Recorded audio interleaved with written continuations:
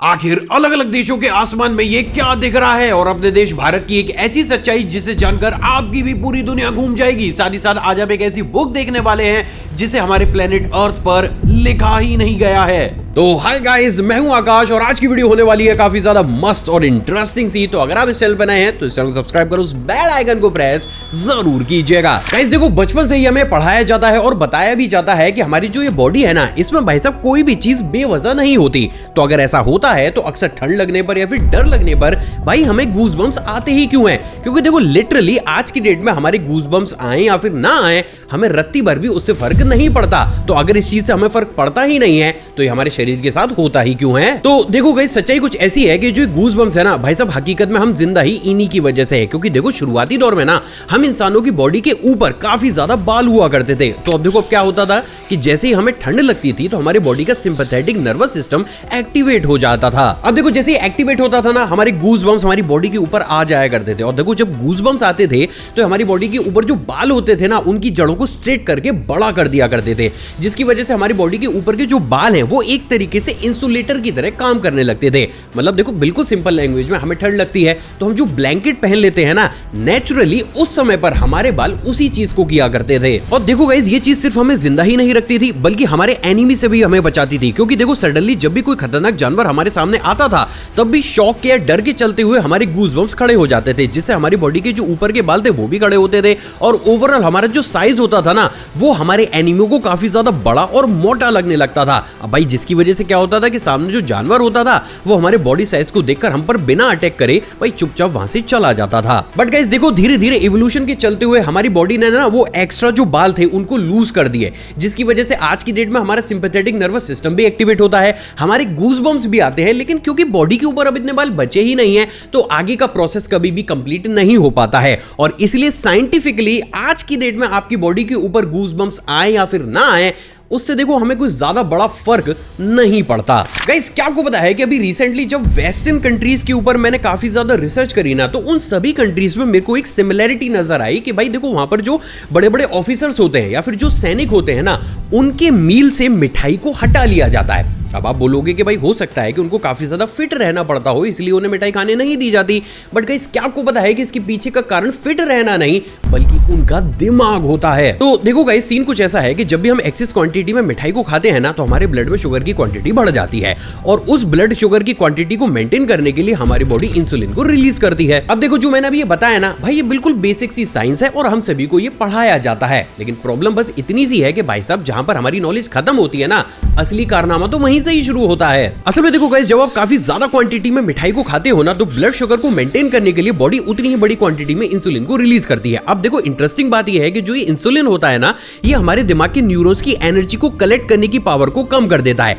अब भाई यहाँ पर कोई रॉकेट साइंस तो बिल्कुल भी नहीं है, बात बिल्कुल सीधी सी है कि अगर न्यूरॉन्स को प्रॉपर क्वांटिटी में एनर्जी मिलेगी ही नहीं तो भाई वो प्रॉपर काम कभी भी करेंगे ही नहीं। अब देखो गाइस, इस कंडीशन में क्या होता है कि जैसे हमारे न्यूरॉन्स की सेल्फ एनर्जी कम होती है ना, हमारे ब्रेन में ऑक्सीडेटिव स्ट्रेस बढ़ जाता है। मतलब अगर देखो बिल्कुल सिंपल लैंग्वेज में बोलूं ना, तो उस समय हमारे दिमाग के बीच हल्की सी स्वेलिंग आ जाती है। अब देखो क्या हुआ यहाँ पर, पहला तो भाई न्यूरॉन्स को प्रॉपर एनर्जी मिल नहीं पाई, दूसरा हमारे दिमाग में वो हल्की सी स्वेलिंग आने की वजह से जो बच्चे कुछ न्यूरॉन्स कम एनर्जी में भी काम कर रहे थे ना, वो भी आपस में सही से कनेक्शन को डेवलप नहीं कर पा रहे। अब इससे क्या होगा कि जो इंसान बहुत बड़ी क्वांटिटी में मिठाई को खाएगा भाई साहब, उसकी डिसीजन मेकिंग पावर और उसका फोकस उन लोगों से कभी भी बेहतर नहीं हो सकता है जो कि लिमिटेड या फिर लगभग ना के बराबर मीठे को कंज्यूम करते हैं। और देखो गाइस, ये भी एक सबसे बड़ा कारण है जिसके चलते हुए चाइना में ना पूरी दुनिया का सबसे टफ एग्जाम होता है गाओकाओ। और जब वो होता है ना, तो उससे 6 महीने पहले, और ये बात ऑथेंटिक आप खुद सर्च कर लेना कि भैया 6 महीने पहले से ही ना वहां के जो स्टूडेंट्स हैं वो टोटल ही शुगर को कट ऑफ कर देते हैं। मतलब वो एक्सेस क्वांटिटी में मिठाई कभी भी नहीं खाएंगे। लेकिन देखो हमारे एजुकेशन सिस्टम के साथ प्रॉब्लम क्या है कि भाई हमें भर भर कर ऐसी वीडियोस और रील्स देखने को मिलेंगी जो ये बोलेंगे कि आपको ज्यादा मीठा नहीं खाना चाहिए, बट टेक्निकली कोई साइंटिफिक वे में ये नहीं समझाता कि भाई ज्यादा मीठा खाने से कैसे हमारे दिमाग की भी बैंड बज रही है। तो देखो guys, moral of the story is कि अगर आपको अपने दिमाग को फुल एफिशिएंसी पर और बहुत बेहतरीन तरीके से इस्तेमाल करना है ना, तो कभी भी एक्सेस स्वीट को कंज्यूम बिल्कुल भी मत करना। अब यहाँ पर बहुत से लोग ये बोल सकते हैं कि भाई मैं तो खूब भर भर कर मीठा खाता हूँ, मेरा दिमाग तो बहुत अच्छा चल रहा है। तो भाई उन लोगों के लिए तो स्पेशली बोलूंगा कि मीठे को कट ऑफ करके देखो, क्योंकि अगर इतना सब कुछ करने के बावजूद भी आपको लग रहा है ना कि आपका दिमाग तेज चल रहा है, तो जरा 2-4 महीने मीठे को कट ऑफ कर लो, फिर मुझे बताना कि जो दिमागी पावर होगी ना लिटरली बोल रहा हूँ भाई साहब, 5 गुना या 6 गुना बढ़ चुकी होगी आपकी। गाइस देखो, अभी ना मैं आपके सामने अगर कोई भी बुक रखूं और ये पूछूं कि भाई उसको किस प्लेनेट पर लिखा गया होगा, तो आप सभी बोलेंगे कि भाई ऑब्वियस सी बात है कि हमारे प्लेनेट अर्थ की किसी भी कंट्री के अंदर उसको लिखा गया होगा। ये क्या मतलब अजीब सा क्वेश्चन पूछ रहे हो, लेकिन क्या आपको पता है कि इस दुनिया में एक ऐसी बुक भी मौजूद है भाई साहब जिसे हमारे प्लेनेट अर्थ पर लिखा ही नहीं गया है। असल में दोस्तों मैं बात कर रहा हूं वॉयनेज मैन्युस्क्रिप्ट बुक की, जो कि 19th सेंचुरी के आसपास अचानक से ही पूरी दुनिया के सामने आई। अब देखो इंटरेस्टिंग बात यह है कि अगर आप इस बुक के पेजेस को खोलकर देखना शुरू करोगे तो आपको यहां पर ना एक अलग ही प्लेनेट का सोलर सिस्टम, वो कैसे ग्रो हो रहा है वो चीज है, वहां पर मौजूद अलग अलग प्लांट्स, क्रॉप्स और यहां तक कि कुछ लोगों की अजीब सी आइडेंटिटी भी देखने को मिलेंगी जो लिटरली हमारे प्लेनेट भैया अर्थ से तो बिल्कुल भी बिलोंग नहीं करती। अब भैया सोने पे सुहागा वाली बात तो यह है कि इस बुक को जिस भी लैंग्वेज में लिखा गया है ना, उसका पास रिकॉर्ड हमारे पास मौजूद ही नहीं है। यानी देखो बिल्कुल सीधी सी भाषा में ये जो लैंग्वेज है ना, ये हमारे प्लेनेट अर्थ पर पास्ट में किसी भी कंट्री में इस्तेमाल नहीं की जाती थी। और देखो यही वो एक सबसे बड़ा रीजन भी है जिसके चलते हुए इस बुक के अंदर जिन तरीके के कॉन्सेप्ट को या फिर जो प्लैनेट्स का जिक्र किया गया ना, एक्चुअली में उसके बारे में क्या लिखा गया है ये अभी तक कोई भी नहीं समझ पाया है। अब देखो गाइस, ये जो बात है ना, ये तो थी साल 1960 से लेकर 1970 के 20 तक की, लेकिन इसी पूरी स्टोरी में सबसे बड़ा ट्विस्ट साल 2004 में ऐसा आया जिसके बारे में भाई लिटरली बहुत कम लोगों को पता है। तो देखो गाइस, होता क्या है कि नॉर्मली जब भी आप किसी भी बुक को कहीं पर लिखते हो या फिर ओपन करके पढ़ते भी हो ना, तब भी हमारे आसपास की जो एनवायरनमेंट की जो डस्ट पार्टिकल्स होते हैं या फिर अलग अलग तरीके के जो छोटे पार्टिकल्स होते हैं ना, वो उस बुक के पेज के ऊपर जाकर चिपक जाते हैं। लेकिन बात अगर इस बुक की जाए तो रिसर्चर्स को यहाँ पर ना 2 अलग अलग टाइप के पार्टिकल्स इस बुक के ऊपर देखने को मिल रहे थे, जिसको डीप एग्जामिन करने के बाद रिसर्चर्स ने यह पाया कि उनमें से कुछ पार्टिकल्स तो देखो हमारे प्लेनेट अर्थ के थे, जबकि कुछ पार्टिकल्स नासा के रोवर के द्वारा साल 2004 में मार्स की मिट्टी के केमिकल स्ट्रक्चर से मिल रहे थे। तो अब क्या यह मान लिया जाए कि इस बुक को पास्ट में मार्स पर मौजूद किसी भारी सभ्यता ने लिखा था? क्योंकि देखो ऐसा नहीं होता तो प्रैक्टिकली इस जो बुक है उसके ऊपर वो पार्टिकल आ ही नहीं सकते थे। वेल गाइस, ये एक ऐसा सबसे बड़ा क्वेश्चन है जिसका जवाब किसी भी रिसर्चर के पास मौजूद नहीं है। और देखो ये भी एक बहुत बड़ा कारण है जिसके चलते हुए इस बुक के बारे में ना ज्यादा कभी डिटेल्ड कॉन्वर्सेशन नहीं की जाती। क्योंकि देखो गाइस, बिल्कुल ही सिंपल सी बात है कि आप जितना ज्यादा इस बुक के बारे में जानते हुए चले जाओगे, ये जो एजेंसीज है ना, स्पेस एजेंसीज, इनकी परेशानी उतनी ही ज्यादा बढ़ती हुई चली जाएगी। गाइस, आपने भी मार्वल की कैरेक्टर हल्क को तो जरूर देखा होगा, जिसको कि सबसे पहली बार साल 1962 में स्टैनली और जैक कर्बी के द्वारा एक कॉमिक बुक के अंदर इंट्रोड्यूस किया गया था। लेकिन क्या आपको पता है कि भैया जो हमारे स्टैनली थे और ये जैक कर्बी थे, उनको ना इस कैरेक्टर का आइडिया ऐसी बस हवा में चलते फिरते नहीं आया था, बल्कि वो इस चीज के लिए इंस्पायर हुए थे यूएसए के एक बेहद ही सीक्रेट मिशन से। एक्चुअली गाइस, ये इन्फॉर्मेशन आप तक कभी भी आने नहीं दी गई होगी, लेकिन साल 1940 में यूएसए ने एक्चुअली में एक ऐसे एक्सपेरिमेंट को भी सीक्रेट तरीके से करना शुरू किया था जिसमें वो लिटरली एक नॉर्मल इंसान को हल्क जैसा पावरफुल बना देते थे। पर आखिर ये होता कैसे था? तो देखो गाइस, हमारी जो ये बॉडी है ना, अगर आप इसको साइंटिफिकली भी अच्छे तरीके से डीप एनालाइज करोगे तो आपको ये पता चलेगा कि अगर ये बॉडी पूरे तरीके से हेल्दी है तो हमारी बॉडी के अंदर जो मसल्स होती हैं या फिर जो बोन्स होती है ना, वो अपने ओवरऑल वेट जो होता है, वजन, उसका 20 से 25 गुना ज्यादा वेट को आसानी से कैरी कर सकती है। तो देखो एग्जांपल के लिए, अगर एक इंसान जो पूरे तरीके से फिट है और उसकी जो बॉडी वेट है ना वो 60 किलोग्राम के आसपास है, तो उसकी जो बॉडी होगी ना वो आसानी से 1200 किलोग्राम से लेकर 1500 किलो तक के वेट को उठा सकती है। बट साइंटिफिकली अगर एक ह्यूमन बॉडी इतना ज्यादा वेट उठा सकती है तो प्रैक्टिकली हम ये चीज कर क्यों नहीं पाते? तो देखो गाइस, इसके पीछे जो सबसे बड़ा रोल प्ले करता है ना, वो है हमारा दिमाग। देखो हमारे दिमाग में ना एक सेफ्टी मैकेनिज्म होता है जो हमें हमारी ही बॉडी को फुल कैपेसिटी में इस्तेमाल करने से रोकता है।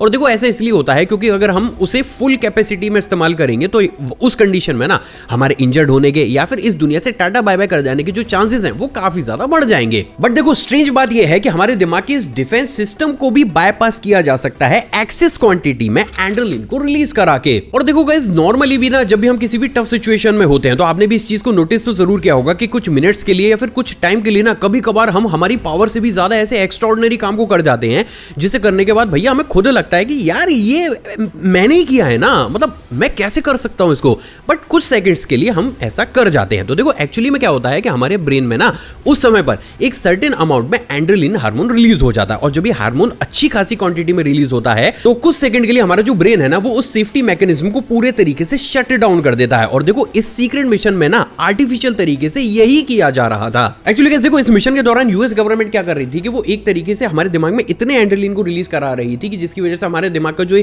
सेफ्टी मैकेनिज्म होता है ये 50 से 60% तक शट डाउन हो जाया करता था, जिसकी वजह से अगर कोई इंसान 60 किलो का है तो वो इंसान आसानी से 500 से 600 किलो तक के वेट को कुछ मिनट्स के लिए कैरी कर सकता था। और देखो ऐसा सिर्फ इसलिए किया जाना था क्योंकि यूएसए को ये लग रहा था कि भाई वो इन तरीके के सैनिकों का इस्तेमाल ना किसी भी टफ सिचुएशन में या फिर किसी बड़े अधिकारी की सेफ्टी में आसानी से कर सकते हैं। लेकिन देखो जैसे जैसे समय आगे भी था, हम टेक्नोलॉजी में काफी ज्यादा एडवांस हुए, तो यूएसए को ये समझ में आ गया कि भाई अगर इन तरीके के इंसान लोगों के सामने गए तो भैया ये चीज बहुत आसानी से पूरी दुनिया में सर्कुलेट हो जाएगी। और अगर ये चीज सर्कुलेट हो गई तो यूएसए के ऊपर बहुत अलग अलग तरीके के एलिगेशंस भी लग सकते हैं। और इन्हीं सारी चीजों को ध्यान में रखते हुए साल 1980 के आसपास इस सीक्रेट मिशन को ठंडे बस्ते में डाल दिया गया। बट देखो टेक्निकली आप ये कह सकते हो कि साल 1940 से लेकर 1980 तक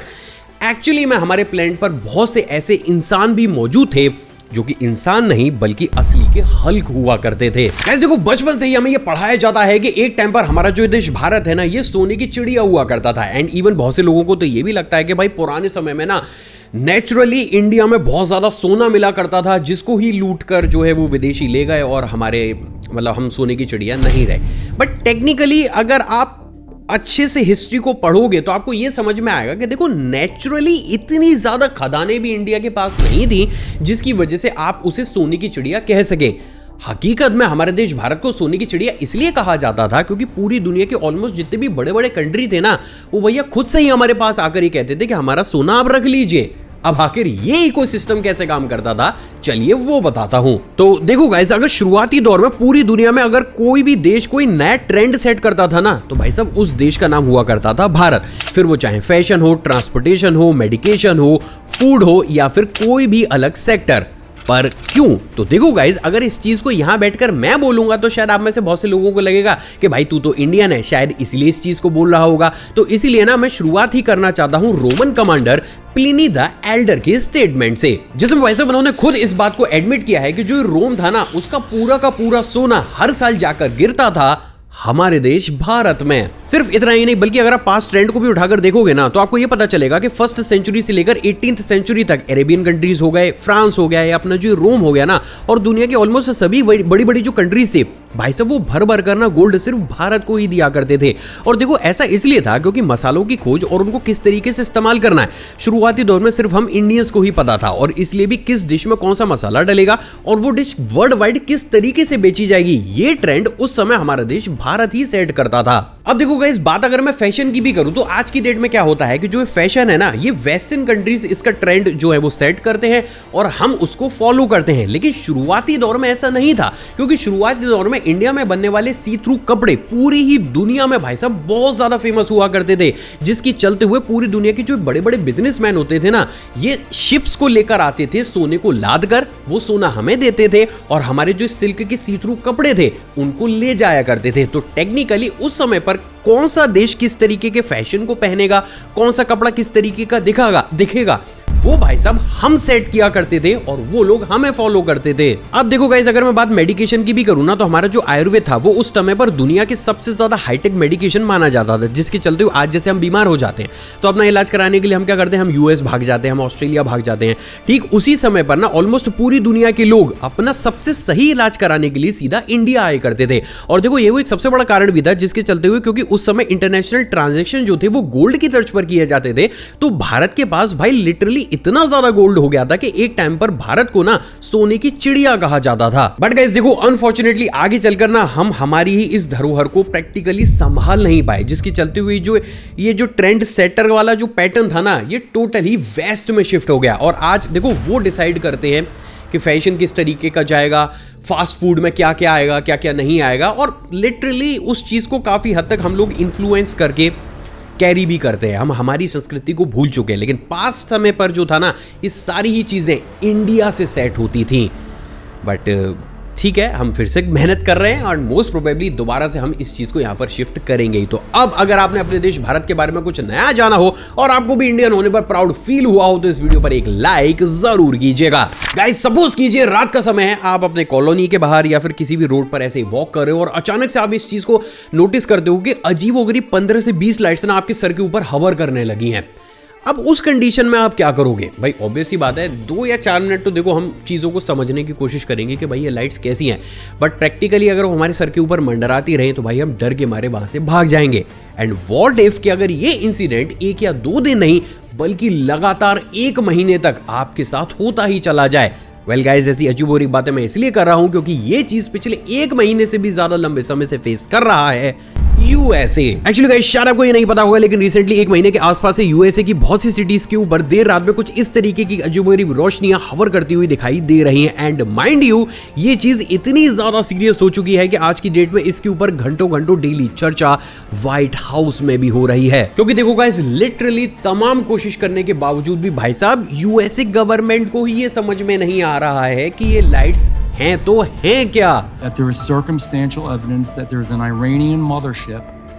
off the east coast of the United States. Aware of those drone sightings that have been reported, at this time we have no evidence that these activities are coming from a foreign entity. We are certainly aware, the president is aware. That's crazy. I mean, that's crazy. That's madness that we don't know what these drones are. तो देखो guys, ये जो पूरा drama है ना, ये शुरू होता है आज से 1 से 1.5 महीने पहले, जब क्या हुआ कि अचानक से एक शिप की क्रू ने न्यूयॉर्क पुलिस को कॉल लगाया और उनको ये बोला कि भाई उनके शिप के ऊपर 12 से 15 जो लाइट्स है ना वो अजीब तरीके से हवर कर रही हैं। अब देखो गाइस, क्योंकि चीज काफी ज्यादा अजीब थी तो तुरंत ही यूएसए पुलिस ने इसके ऊपर एक्शन लिया, बट सरप्राइजिंगली कुछ ही देर के बाद वो लाइट्स अचानक से ही गायब हो गईं। लेकिन भाई साहब ये कहानी यहीं पर ही नहीं थमी, क्योंकि इसके बाद डेली बेसिस पर यूएसए की अलग अलग सिटीज के आसमान में डेली लोगों को इसी तरीके की अजीबोगरीब लाइट्स हवर करती हुई दिखाई दे रही थी, जिस पर खुद यूएसए गवर्नमेंट का ये कहना था कि उन्हें ये खुद ही नहीं समझ में आ रहा है कि प्रैक्टिकली ये चीज उनके कंट्री के साथ क्यों हो रही है। और जब उन्होंने इस लाइट्स का पता लगाने के लिए खुद के भी ड्रोन्स को इसके पीछे भेजा तो खुद यूएसए गवर्नमेंट का स्टेटमेंट निकल कर आया कि भाई ये जो डिवाइस है या फिर ये ड्रोन है ये इतनी ज्यादा तेज है कि आसानी से समुद्र के ऊपर से उड़ते हुए कहीं पर भी गायब हो जाती हैं। अब देखो गाइस, ये सारी ही चीजें एक तरफ, लेकिन यहाँ पर ना कुछ ऐसे डाउट्स हैं जो भाई लिटरली मुझे और शायद आपको भी काफी ज्यादा अजीब लग रहे होंगे। जैसे बात अगर पहले डाउट की करूं तो भाई यूएसए गवर्नमेंट का इन लाइट्स को लेकर एक्शन। देखो गाइस, अगर आप भी यूएसए के ट्रैक रिकॉर्ड पर नजर डालोगे ना तो आपको भी बखूबी पता चलेगा कि भाई यूएसए एक ऐसी कंट्री है जो किसी भी हद तक भारी एक्टिविटी को ना 1% भी अपनी कंट्री के अंदर बर्दाश्त नहीं करती। और इसलिए भी शायद आपको ये याद होगा कि आज से कुछ समय पहले ना गलती से चाइना का एक बैलून उनके आसपास में दिख गया था, तो वहां की एजेंसी ने ना भाई साहब सिर्फ 5 मिनट के अंदर उसको शूट डाउन करके नीचे गिरा लिया था। तो अब यहां पर सवाल तो ये खड़ा होता है कि अगर उस समय पर 5 मिनट के अंदर इस काम को किया जा सकता था तो पिछले 1 से 1.5 महीने में जो ड्रामा चल रहा है यूएसए के आसमान में, भाई यूएसए इन लाइट्स को शूट डाउन करके नीचे क्यों नहीं गिरा रहा? वेल गाइस, देखो आपको ना इसका काफी हद तक का आंसर मिल सकता है हमारे डाउट नंबर 2 में। तो देखो गाइस, इन लाइट्स का सीन कुछ ऐसा है कि अभी तक इन लाइट्स को जितने भी इंसानों ने करीब से देखा है ना उन सभी का ये कहना है कि भाई ये लाइट्स है ना काफी ज्यादा शांत है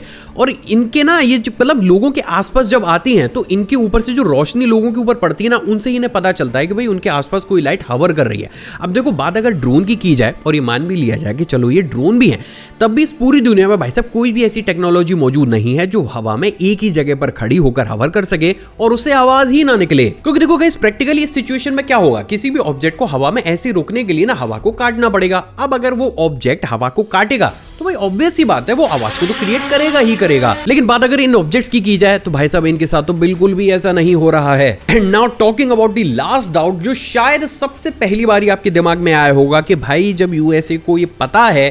कि हमारी गवर्नमेंट का कोई भी ऐसा मिशन नहीं चल रहा है, हमारे ये ड्रोन्स या जो भी है ये है भी नहीं, तो भाई वो उन्हें शूट डाउन करके नीचे क्यों नहीं गिरा रहे? क्यों आप मतलब पीछे पड़े हुए ड्रोन भेज रहे हैं, हम देख रहे हैं, मीटिंगें चल रही हैं, बट प्रैक्टिकली उनको शूट डाउन करके नीचे क्यों नहीं गिरा रहे हो? तो देखो गाइस, प्रैक्टिकल आंसर ये है, कोई माने या फिर ना माने, लेकिन रीसेंट टाइम में ना भाई यूएसए गवर्नमेंट भी इन चीजों से डर रही है। क्योंकि देखो कहीं ना कहीं ये बात तो उन्हें भी पता है कि बाई चांस अगर ये ड्रोन नहीं हुए और किसी आउटर स्पेस सभ्यता की कोई डिवाइस हुई और हमने उसे मार कर गिरा दिया तो भैया इसका क्या मतलब हुआ? इसका सीधा सीधा मतलब ये हुआ कि हम उस सभ्यता के खिलाफ वॉर को डिक्लेयर कर रहे हैं। और बाई चांस अगर वो हमसे ज्यादा एडवांस हो गए तो इसका अंजाम भाई साहब सिर्फ यूएसए नहीं भुगतेगा बल्कि इस धरती पर मौजूद हर एक कंट्री को भुगतना पड़ेगा। और देखो यही वो एक सबसे बड़ी प्रॉब्लम भी क्रिएट होती है जिसके चलते हुए यूएसए लगातार इसके ऊपर मीटिंग कर रहा है। वो हर एक कंट्री से जाकर पूछ रहा है कि भाई आपका तो कोई डिवाइस नहीं है, लेकिन उन्हें हर चीज नेगेटिव ही मिल रही है। अब इसका अपोजिट रिजल्ट क्या हो रहा है कि ये जो इंसिडेंट्स है ना, ये लगातार बढ़ते हुए चले जा रहे हैं। एंड इवन आज की डेट में जब इस वीडियो को मैं शूट कर रहा हूं, भाई यूएसए के आसपास की जो नेबरिंग कंट्री है ना, उनके आसमान में भी अब इन तरीके की चीजें लोगों को दिखना शुरू हो गई हैं। तो गाइस देखो, ले देके अब सीधी बात तो ये है कि भाई अब हम इंसानों को ना इस चीज का कोई ना कोई सोल्यूशन तो निकालना ही होगा, क्योंकि अगर हमने इसका कोई भी सोल्यूशन नहीं निकाला या फिर हमने थोड़ा सा चांस नहीं लिया ये जानने के लिए कि ये चीज़ क्या है, तो भाई प्रैक्टिकल सी बात है कि हर एक कंट्री के आसमान में ये चीज़ें हमें दिखाई देंगी। और दिखाई देना भी चलो ठीक है, मान लेते हैं कि दिखाई देंगी भी, बट ये कर क्या रही हैं? क्या ये हमारी जासूसी कर रही हैं या ये पता लगाने की कोशिश कर रही है कि हम कितने ज़्यादा एडवांस हैं? भाई ये एक ऐसे क्वेश्चन है ना जो हर एक कंट्री को थोड़ा सा परेशान करते हैं, और इसलिए भी बोल रहा हूँ कि भाई इसका सोल्यूशन निकालना ज़रूरी है। बट प्रैक्टिकली पिछले 1-1.5 महीने से अगर आप खुद भी सर्च करोगे ना, इसका कोई प्रॉपर सोल्यूशन निकलता हुआ दिखाई दे नहीं रहा है। और इवन अगर निकल भी जाएगा तो भाई जो ट्रैक रिकॉर्ड रहा है यूएसए का, मुझे तो ऐसे लगता है कि पूरी दुनिया के सामने इसका सच जो है वो कभी भी नहीं आ पाएगा। बट प्रैक्टिकली आप ये कह सकते हो कि हाँ, आज की डेट में हमारी प्लेनेट अर्थ के साथ एक ऐसी चीज हो रही है